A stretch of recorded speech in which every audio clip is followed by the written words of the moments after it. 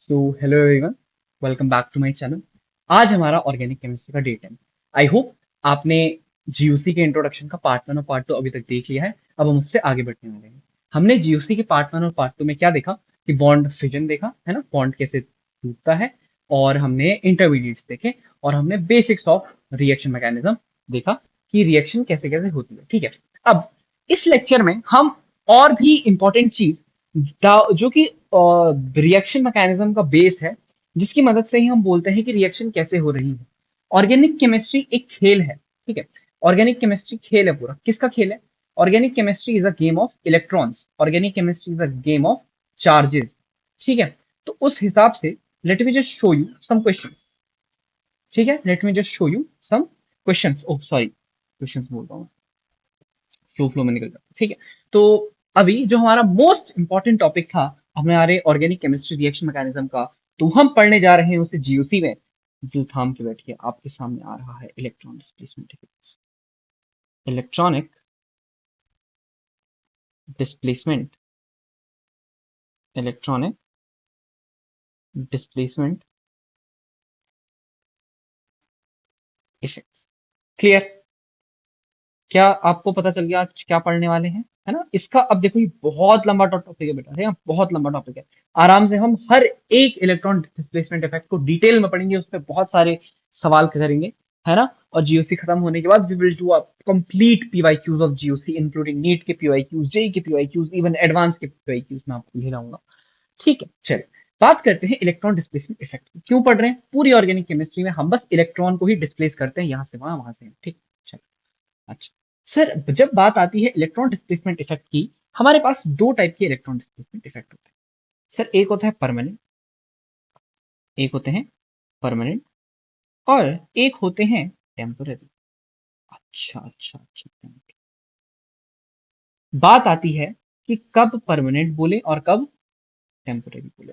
अगर वो मॉलिक्यूल में या कंपाउंड में हर टाइम पे प्रेजेंट, है ना, present all the time, present all the time हो, तो इसको हम परमानेंट इफेक्ट कहते हैं। और टेम्पररी का क्या मतलब हो जाएगा? Present only in presence of reagent,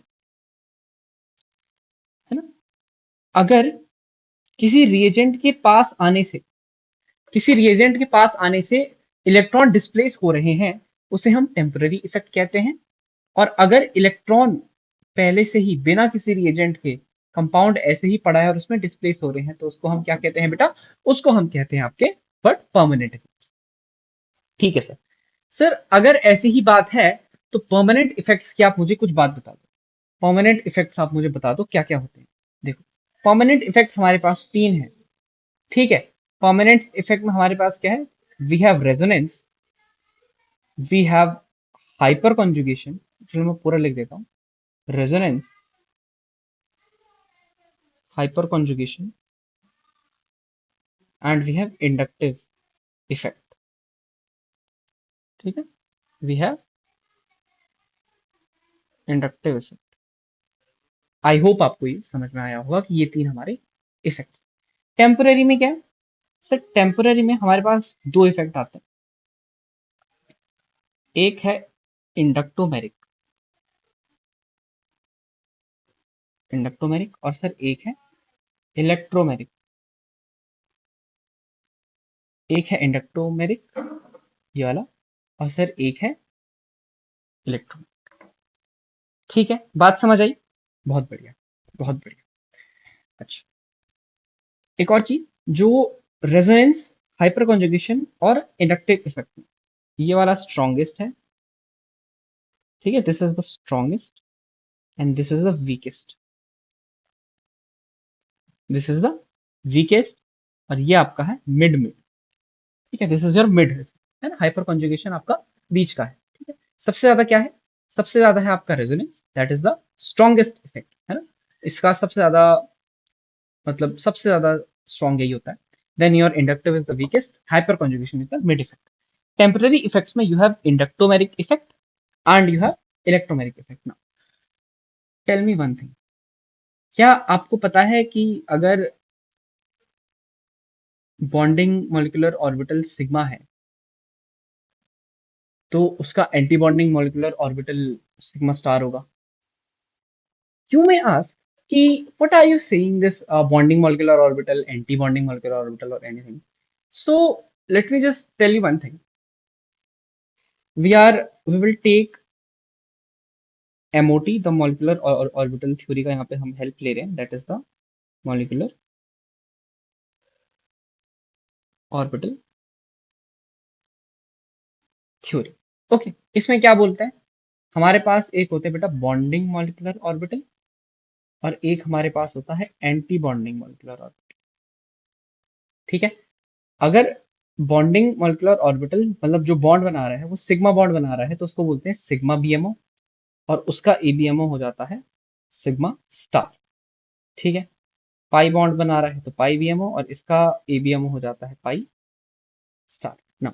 एक चीज होती है बॉन्ड ऑर्डर, एक चीज क्या होती है बॉन्ड ऑर्डर. ठीक है, बॉन्ड ऑर्डर, बॉन्ड ऑर्डर का क्या मतलब है कि सर एबीएमओ के इलेक्ट्रॉन्स माइनस बीएमओ के इलेक्ट्रॉन्स अपॉन टू, जो भी आएगा वो आपका क्या हो जाएगा बॉन्ड ऑर्डर, है ना? गलत लिख रहे हैं, देखो सर जितने इलेक्ट्रॉन्स बॉन्डिंग मॉलिक्यूलर ऑर्बिटल में है माइनस जितने electron anti bonding molecular orbital में है. ठीक है, यहां से एक चीज देखते हैं, है ना, what is the inference of all this. Sir अगर इलेक्ट्रॉन बीएमओ में जाएगा, अगर इलेक्ट्रॉन बीएमओ में जाएगा तो बॉन्ड ऑर्डर बढ़ेगा और इलेक्ट्रॉन अगर एबीएमओ में जाएगा तो बॉन्ड क्या हो जाएगी डिक्रीज करेगी. मतलब अगर बॉन्ड ऑर्डर बढ़ रहा है तो ये बॉन्ड फॉर्म हो रही है, बॉन्ड फॉर्मेशन है, बॉन्ड फॉर्मेशन बीएफ. सर वो वाला बीएफ है कि नहीं बेटा वो नहीं. और ये है बॉन्ड ब्रेकिंग, अगर एबीएमओ में इलेक्ट्रॉन गए तो ये हो जाता है आपका बॉन्ड ब्रेकिंग. ठीक है, बॉन्ड ब्रेकिंग को हम बोलेंगे बीबी. क्या है बीबी बीएफ लगा रखा है आपने बेटा, कॉन्सेप्ट पे ध्यान दो. ठीक है, अच्छा सर आपने जो ये मॉलिक्यूलर ऑर्बिटल थ्योरी की ये तो छोटी सी बातें बताई है हमको, इसका फायदा क्या है अभी बताता हूँ. इसका फायदा मैं आपको अभी बताता हूँ.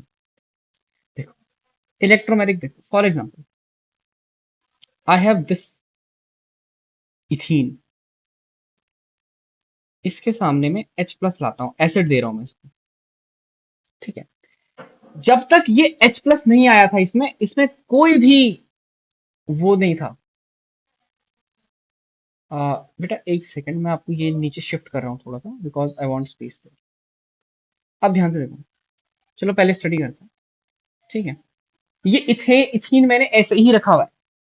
ठीक है, इथीन ऐसे ही रखा हुआ है, no charge on carbon, no charge on carbon. अच्छा, जैसे ही मैंने इस इथीन के सामने कुछ रिएजेंट डाला, फॉर एग्जांपल H प्लस डाला, अब इस पे धीरे धीरे चार्ज फॉर्म होना स्टार्ट हो जाता है. ठीक है, इस पे धीरे धीरे चार्ज फॉर्म होना स्टार्ट हो जाता है. तो for example you can say इस पे डेल माइनस आया, इस पे डेल प्लस आया, तो जिस पे डेल माइनस आया उसने इस H प्लस पे अटैक कर दिया, फिर जो भी हो रहा होगा वो बाद में देखेंगे. तो अगर इलेक्ट्रोमैग्नेटिक इफेक्ट का क्या मतलब है, जब pi bond del plus del minus pi bond polarise हो जाए, मतलब पार्शियल पोलराइजेशन है ना pi bond in presence of reagent, है ना, ऐसा हम लिख सकते हैं कि partial polarisation, partial polarisation, partial polarisation in a pi bond in presence of reagent,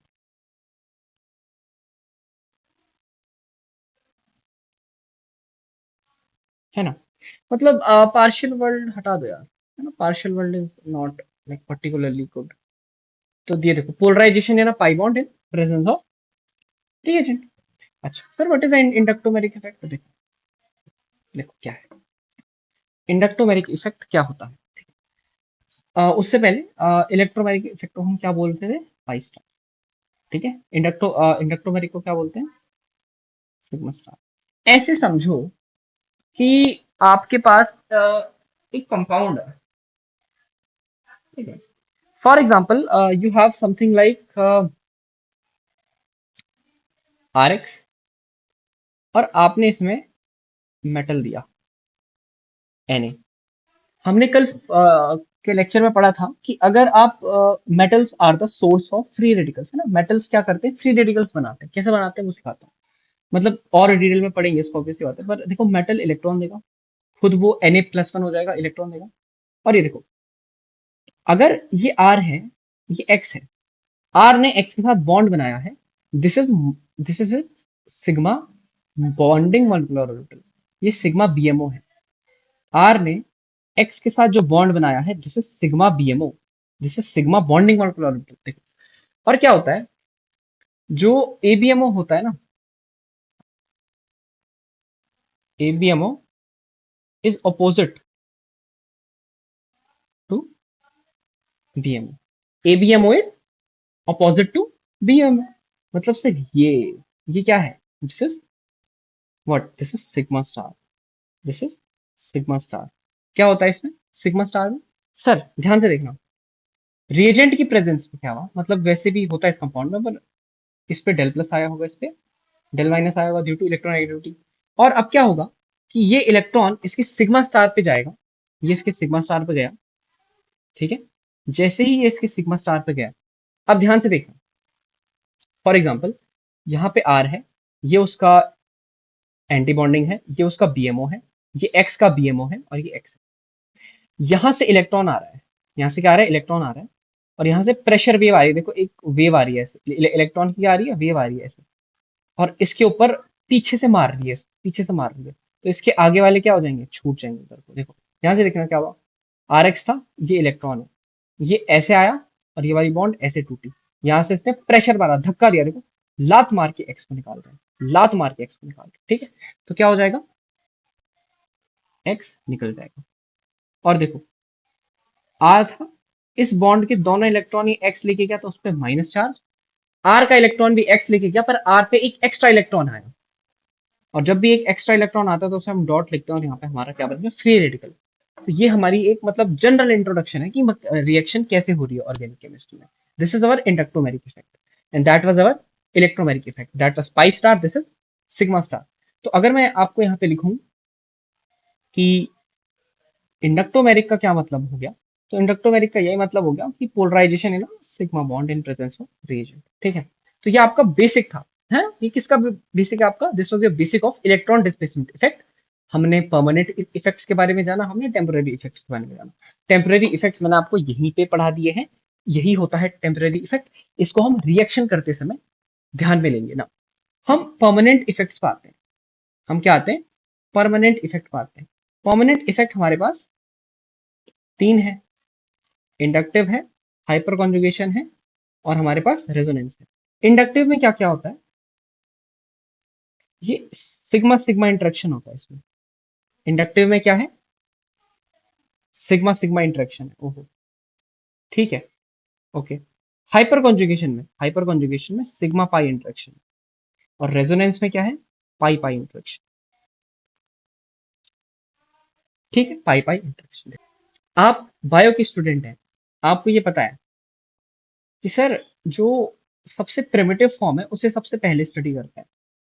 तो देखो, और केमिस्ट्री में तो क्या प्रिमिटिव क्या वो, पर पहला जो बॉन्ड बनता है वो सिग्मा बॉन्ड होता है। तो sigma bond is primitive for us. So let's start with our effect, that is our inductive effect. ठीक, इंडक्टिव इफेक्ट के साथ मैं यहाँ पे स्टडी कर रहा हूँ।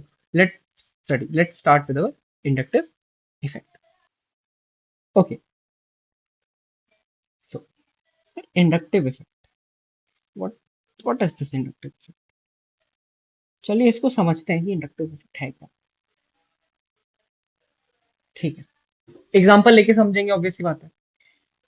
सर लेट्स से मेरे पास एक बड़ा सा कंपाउंड है, ना, एक बड़ा सा कंपाउंड है, जो कि ऐसा कुछ है कि मेरे पास एक एटम है ए, एक एटम है एस, एक एटम है P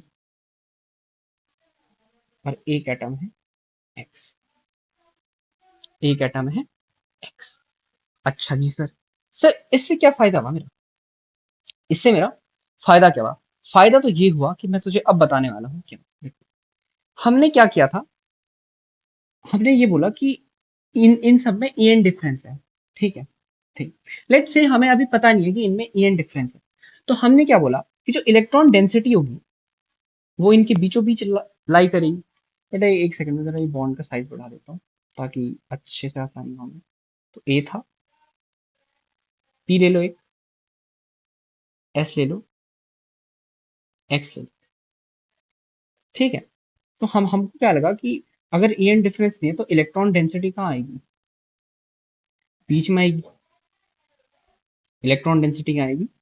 बीच में आएगी। है ना? This was what expected electron density. है ना? This is our expected electron density.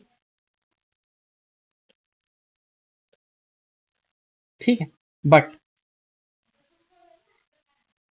Delta electronegativity is not equal to zero. तो अगर यहां देखो ध्यान से, En of x is greater than En of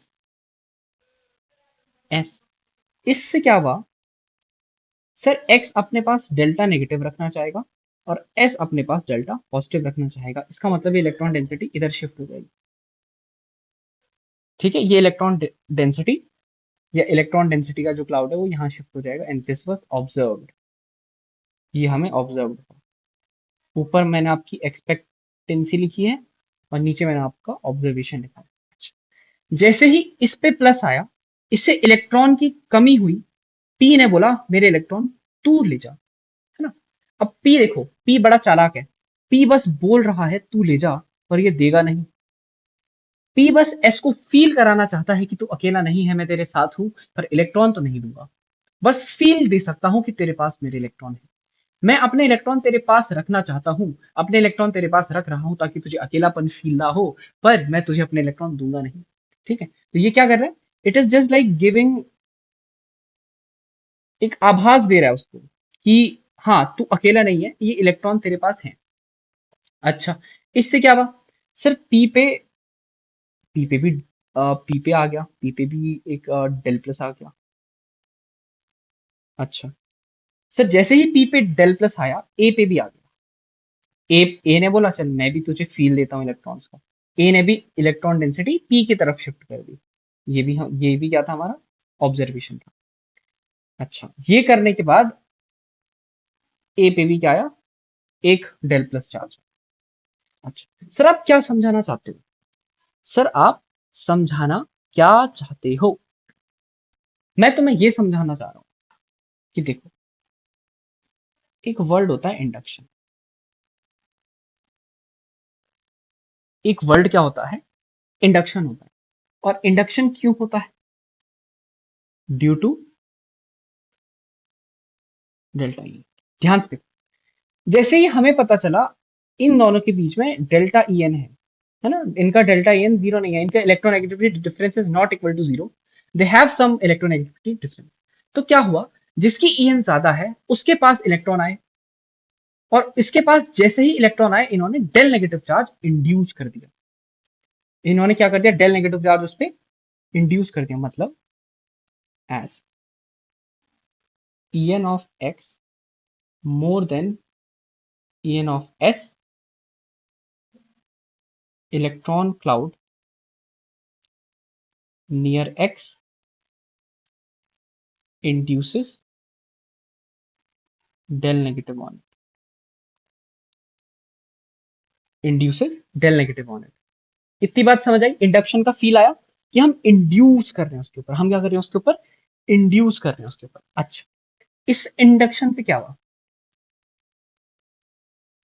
due to this del plus acquired,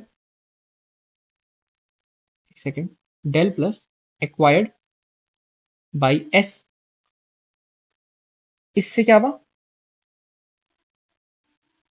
En of s increase, फिर pulled electron cloud of p, और ये ऐसे फिर कहानी चलती रही। इससे क्या हुआ, En ऑफ p इंक्रीज, और इसने क्या कर दिया, pulled electron cloud of a, ये हुआ। तो ये हमारी कहानी ऐसे चल रही है, ठीक है।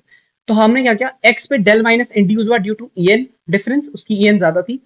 जैसे ही एक्स पे डेल माइनस इंड्यूस हुआ, उस डेल माइनस के चलते एस पे डेल प्लस इंड्यूस हुआ। डेल प्लस इंड्यूस हुआ, एस की इलेक्ट्रोनेगेटिविटी बढ़ गई, क्योंकि देखो जैसे ही हम ना प्लस चार्ज आने लगता है ना, तो आपका एस कैरेक्टर बढ़ने लगता है। तो एस कैरेक्टर बढ़ेगा तो आपकी ईएन बढ़ेगी, पिछले लेक्चर में बताया मैंने। तो एस की ईएन बढ़ी तो उसने पी के इलेक्ट्रॉन खींचे, पी और एस की बॉन्ड के इलेक्ट्रॉन खींचे।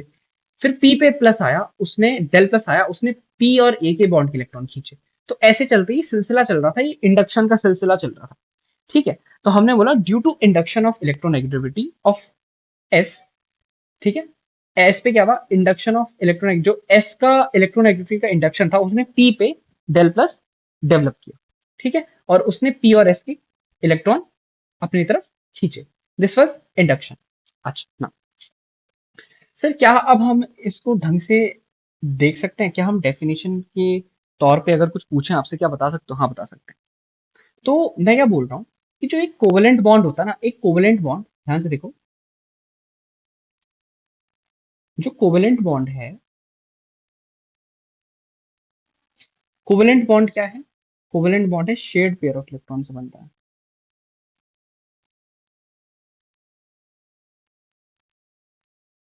Shared pair of electrons. Now जो ये पेयर है, this pair,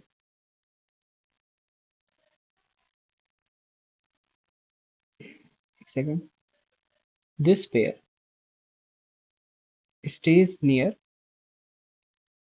the more En atom,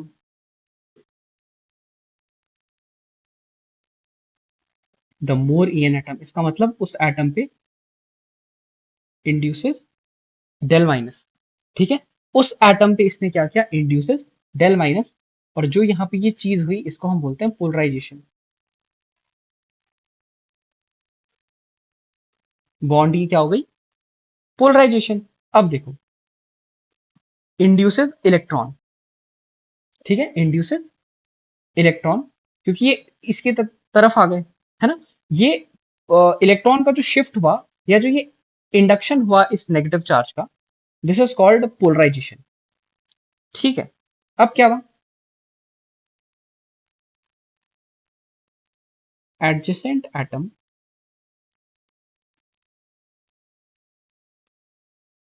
develops del plus, del plus इसने डेवलप किया, ईएन इसकी बढ़ गई, ईएन इसकी क्या हो गई, बढ़ गई, और फिर सिलसिला चलता रहा। और इसी इफेक्ट का हम नाम देते हैं, इसी इफेक्ट का जो है हम नाम देते हैं, this is our inductive effect, this is our what, inductive effect. Main चीज क्या है इंडक्टिव इफेक्ट के बारे में, कि ये एक फील है बस, ठीक है।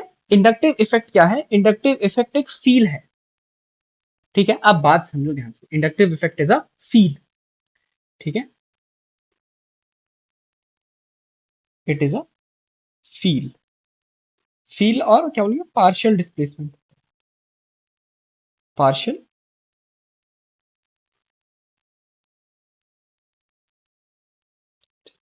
ना, it is totally, sorry, it is totally dependent on delta E, depends on delta E, ठीक है, डिपेंड्स ऑन डेल्टा ई। अच्छा, अब एक चीज बताओ, जो इलेक्ट्रोनेगेटिविटी किस ऑर्बिटल की वजह से होती है,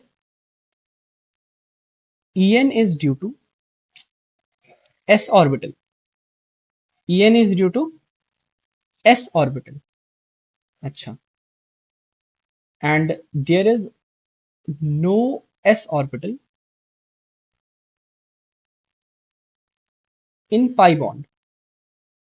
There is no s orbital in pi bond. इसका मतलब no inductive effect in pi bond. No inductive effect in pi bond वाला सिस्टम. ठीक है, no inductive effect in pi bond. इसीलिए ये सिर्फ सिग्मा बॉन्ड पे लगता है. ठीक है, ये सिर्फ सिग्मा बॉन्ड पे लगता है.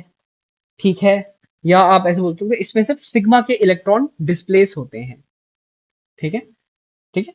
अच्छा, और कुछ पॉइंट्स. ये परमानेंट इफेक्ट आपको पता है, पार्शियल डिस्प्लेसमेंट है, मैंने लिख दिया. ये एक फील है ना. वीक इफेक्ट है, ये भी आपको पता है ना. इसमें क्या है, अगर पार्शियल डिस्प्लेसमेंट में है मतलब electron never changes orbital. Never changes orbital मतलब इलेक्ट्रॉन अपना ऑर्बिटल चेंज नहीं कर रहा है. ठीक है, क्यों नहीं कर रहा है भैया, ये जस्ट पार्शियल डिस्प्लेसमेंट है, ये फील है.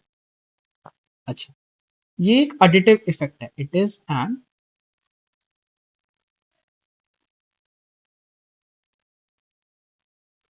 Additive effect. ये ऐड होता जाता है. ये ऐड होता जाता है. ठीक है, आप समझ रहे हैं मेरी बात, है ना. ये ऐड होता जाता है बेटा. It is a additive effect. ठीक है. इसके बाद देर इज वन थिंग, है ना, एक और चीज है कि ओनली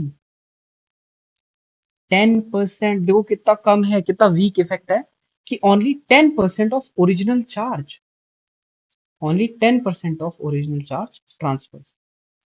सिर्फ मात्र 10%. ठीक है, मात्र 10%, बहुत कम होता है. ठीक है. अच्छा, एक एग्जांपल लेते हैं. एग्जांपल लेते हैं. मेरे पास ये कंपाउंड है, या एफ ले लो चलो. ठीक है, आपको पता है कि सर ये डेल नेगेटिव होगा, इसकी वजह से ये डेल पॉजिटिव होगा, इसकी वजह से ये डेल पॉजिटिव होगा. Let this is del positive 1, del positive 2, this is del positive 3, and this is del positive 4. Experimentally क्या देखा गया कि डेल पॉजिटिव 1 सबसे ज्यादा होता है, फिर डेल पॉजिटिव 2 होता है, फिर डेल पॉजिटिव 3 होता है, और फिर डेल पॉजिटिव 4 होता है. और जब ज्यादा अच्छे से देखा गया तो डेल पॉजिटिव 4 आया हमारा अप्रोक्सीमेटली. मतलब फोर्थ कार्बन ग्रुप से लेके, दिस इज अ ग्रुप ना, this is a group that is inducing charges in a compound. तो इस ग्रुप से जो चौथा कार्बन होता है उस पे ये वैलिड नहीं है ना.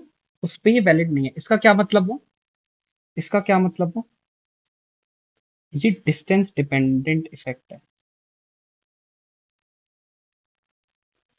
डिस्टेंस डिपेंडेंट इफेक्ट है ये क्या है आपका, डिस्टेंस डिपेंडेंट इफेक्ट है. ठीक है, ये आपका डिस्टेंस डिपेंडेंट इफेक्ट है. अच्छा, ये हुआ एक. आइए एक और एग्जांपल लेता हूँ आपसे.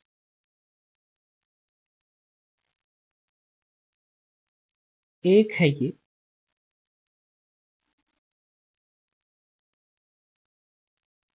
एक है ये.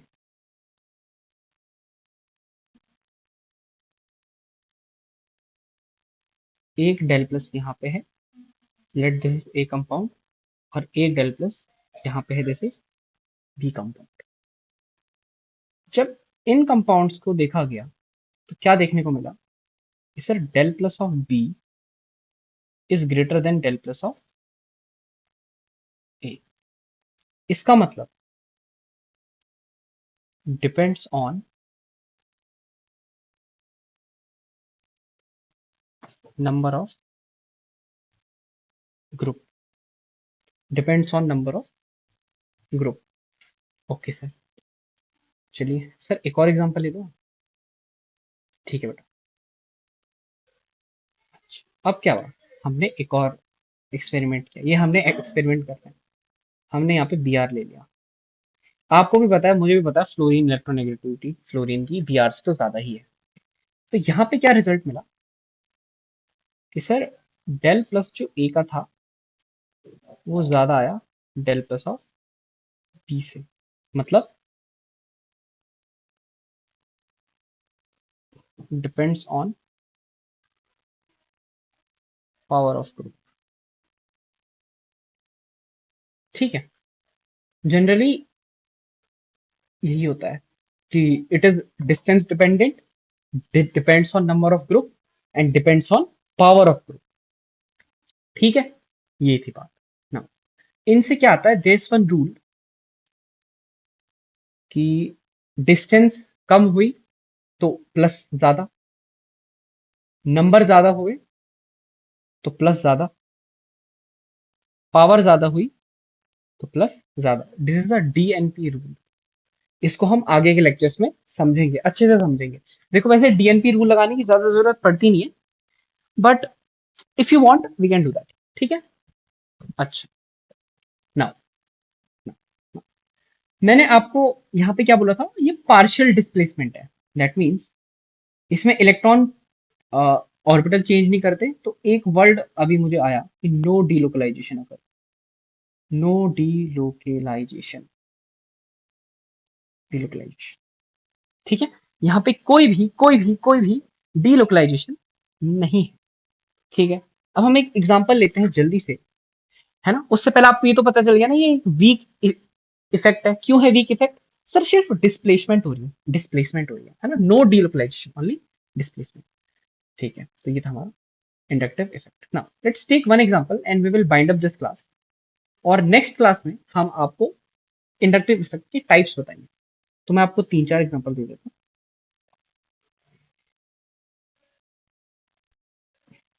ये है, ये पहला कार्बन है ना। नंबरिंग के हिसाब से आप डेल प्लस का ऑर्डर बताना होगा। ठीक है, 1 2 3 है, नीचे कर लो, 3 एंड 4। एक ये बताओ, एक ये बताओ,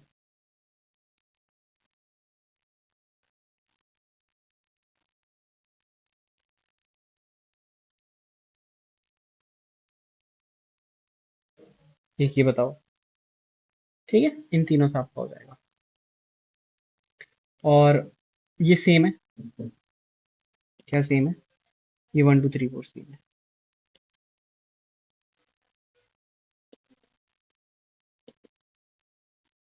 ठीक है, ये 1 2 3 4 क्या है?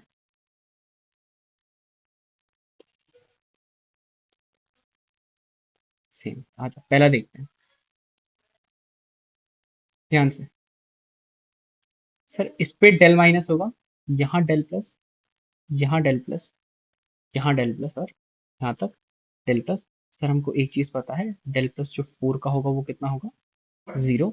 और यहाँ पे ऑर्डर होगा del plus 1 greater than del plus 2 greater than del plus 3। It is an additive effect. मतलब है सारे का जोड़ के, है ना, तुम जोड़ सकते हो इस इफेक्ट को, है ना। ये जुड़ता चला जाता है भैया, ये इफेक्ट जुड़ता चले जाता है। और सबसे ज्यादा कहाँ होता है? यहाँ पे। तो मतलब यहां से लेके यहां तक आप इस इफेक्ट को जोड़ रहे हो। ठीक है, अच्छा। अब यहाँ देखो, अब यहाँ देखो, इस पे देखो।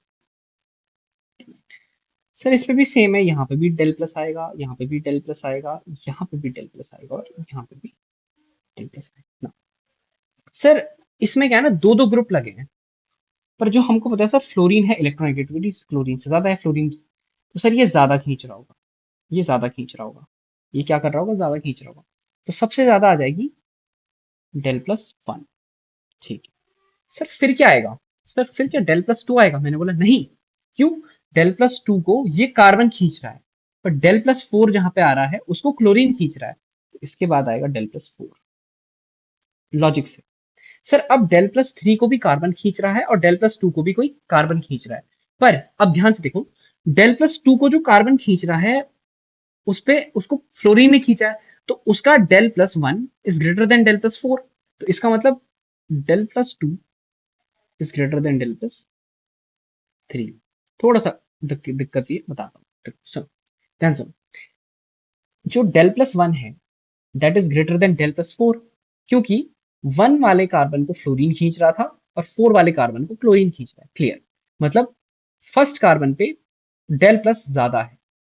अच्छा, अगर डेल प्लस ज्यादा है तो इसमें ईएन ज्यादा इंड्यूस हुई है इन कंपैरिजन टू दिस। इसमें ईएन उसके कंपैरिजन में कम इंड्यूस हुई है। तो ये वाला इससे डायरेक्टली कनेक्टेड है, तो ये इसको ज्यादा खींच रहा होगा, है ना। फोर वाला जितने इंटेंसिटी से थ्री को खींच रहा है उससे ज्यादा इंटेंसिटी से वन वाला टू को खींच रहा है। ओके, चलिए इसका तो ऐसा था। अब यहां देखो, यहाँ देखो सर, यहाँ पे पहले कार्बन को फ्लोरीन खींच रहा है, पर फोर्थ कार्बन को दो दो क्लोरीन खींच रहा है। ठीक है, इसका क्या मतलब हुआ सर, डेल प्लस फोर ज्यादा है सर, डेल प्लस फोर ज्यादा है। अब इसके बाद क्या आएगा, डेल प्लस वन आएगा, डेल प्लस थ्री आएगा। सर डेल प्लस थ्री को एक कार्बन खींच रहा है, जबकि डेल प्लस वन को एक हेलोजन खींच रहा है, डेल प्लस वन आएगा। अब बताओ sir, as del plus four is more, तो del plus three will be greater than del plus two, क्योंकि डेल प्लस जहां पे फोर है, फोर्थ कार्बन पे ज्यादा प्लस चार्ज है, तो वहां पे ज्यादा इंडक्शन हुआ है। ठीक है, समझे आप इस बात को। तो ये थे, ऐसे आप लॉजिक से भी कर सकते हो, और आपको डीएनपी रूल लगाना है तो वो भी लगा सकते हो। डीएनपी भी लगाना सिखा देता हूँ। हमने क्या बोला था, सबसे पहले देखेंगे डिस्टेंस, फिर देखेंगे नंबर, फिर देखेंगे पावर। ये है डीएनपी रूल। ठीक है, अब बताओ, डिस्टेंस से तो ये हो गया, जो ज्यादा दूर उसका डेल प्लस उतना कम। अब यहाँ देखो सर, यहाँ पे इसकी ये डायरेक्टली इससे जुड़ा है, डिस्टेंस सेम, ये डायरेक्टली इससे जुड़ा है, डिस्टेंस सेम, डिस्टेंस सेम है। अब देखो नंबर, सर एक ग्रुप है, एक ग्रुप है, नंबर भी सेम है। सर पावर फ्लोरीन की ज्यादा है, इसीलिए डेल प्लस वन ज्यादा हुआ। अच्छा यहाँ देखो सर, पहले डिस्टेंस चेक करेंगे, एक कार्बन की दूरी पे, मतलब एक कार्बन से डायरेक्टली कनेक्टेड, एक कार्बन से directly connected, sir distance is same. Number बताओ सर, यहाँ पे दो ग्रुप्स हैं, यहाँ पे एक ग्रुप है, ये वाला जीत गया, यहाँ पे दो ग्रुप है, तो डेल प्लस फोर ज्यादा होगा डेल प्लस वन से, है ना। तो ये डीएनपी रूल अगर आप लगाना चाहो लगा सकते हो, और बाकी लॉजिक मैंने आपको बता ही दिया है। So this was about today's class. ठीक है, this was about today's class. हमने यहाँ पे इंडक्टिव इफेक्ट के बेसिक्स सीखे। ठीक है, हमने क्या बोला, हमने पहले तो देखा कि basics of electronic displacement effect, then हमने देखा बेसिक्स ऑफ इंडक्टिव इफेक्ट। अगले लेक्चर में इंडक्टिव इफेक्ट के टाइप्स देखेंगे और इसके सवाल करेंगे। ठीक है, so thank you for today's lecture. मैं क्या बोल रहा हूँ, thank you for your patientful listening, अगर आप अभी तक देख रहे हैं तो। ठीक है, और all the best. Next lecture लेके जल्द ही आते हैं, और अच्छे से पढ़ो। कोई आपको डाउट आए, जरूर जरूर जरूर आप मुझसे कमेंट सेक्शन में पूछिए। Thank you so much.